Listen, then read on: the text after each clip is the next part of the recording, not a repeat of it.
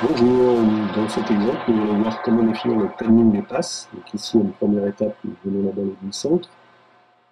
Et là, dans la deuxième étape, nous allons dessiner une passe entre le demi-centre et l'arrière gauche. Donc ici, nous allons faire partir la balle à 0 secondes, comme vous le voyez en bas à droite. Et puis, en utilisant le clic droit, en bougeant la souris vers la droite ou vers la gauche, on manipule l'échelle de temps. Donc on peut voir que là, la balle arrive à 1 seconde. On voit aussi l'échelle de temps matérialisée par le trait rouge qui défile. Si l'on bouge la souris de la droite vers la gauche. Je clique sur la 3D pour voir ma passe. Donc la passe est un peu lente pour la distance parcourue. Je fais annuler et ensuite je refais sensiblement la même passe, mais je fais arriver la passe plus tôt sur l'arrière gauche. Donc elle part toujours de 0 secondes. En utilisant le clic droit, on peut vérifier le timing de la passe. Elle arrive à 4 dixièmes de seconde plus tard. Donc on voit ce que ça donne dans le 3D, c'est déjà plus rapide, plus réaliste. J'annule ce que j'ai fait, maintenant on va la faire encore plus rapide, je la fais arriver à 2 dixièmes de seconde plus tard. Voilà, je vérifie toujours avec le clic droit. La passe là est très rapide, trop rapide d'ailleurs, pour avoir un rendu réaliste. Donc maintenant je vais décider que le demi-centre lâche la balle plus tard pour son arrière. Donc là toujours je vais faire défiler le temps et me positionner le demi-centre à peu près la moitié de sa trajectoire et je décide de lui donner la balle à l'arrière gauche. Donc là la balle part à 75 centièmes à peu près et arrive 2 dixièmes de seconde plus tard, mais pas tout à fait, 1 dixième de seconde.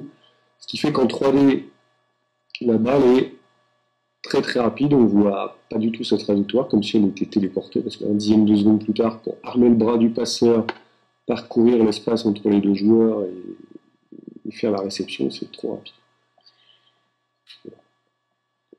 Donc je vais essayer d'améliorer ça. Ici, la trajectoire de l'arrière gauche n'a pas été bien dessinée. Je vais la redessiner pour qu'elle aille vraiment jusqu'à la seconde. Voilà. Donc là, je vais refaire la même passe que tout à l'heure. Je vais la faire arriver plus tard. Donc elle part à 7 dixièmes, toujours à peu près la même chose. Et puis la balle, toujours avec le clic droit, arrive à 1 seconde 5. Donc elle aura mis 3 dixièmes. Voilà. Et là, elle est à peu près réaliste par rapport à une vitesse standard qu'on voit dans le handball. Donc dans la troisième étape, on va dessiner un croisé et on va voir le temps approximativement qu'il faut pour définir une passe réaliste en 3 dimensions. Donc je clique sur le petit plus, je dessine la course de l'arrière gauche, et puis avec le clic droit, j'amène l'arrière gauche là où je veux qu'il fasse la passe, et il la donne au demi-centre. Donc je vérifie, avec le clic droit en allant vers la droite, là il lâche la balle à 5 dixièmes à peu près, 6 dixièmes, et puis le réceptionneur réceptionne à 76.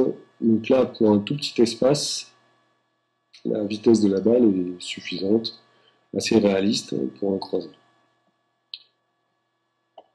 Donc, dans notre logiciel, ce que vous pouvez retenir comme conseil, c'est qu'une passe doit faire entre 2 et 8 dixièmes de seconde de long. Évidemment, on ne parle pas de la relance du gardien. Et suivant que l'espace est très proche entre les joueurs, ou l'espace est un peu plus éloigné, entre un demi-centre et un ailier par exemple, voilà, vous pouvez jouer avec ça pour définir la vitesse de la passe. Merci de votre attention.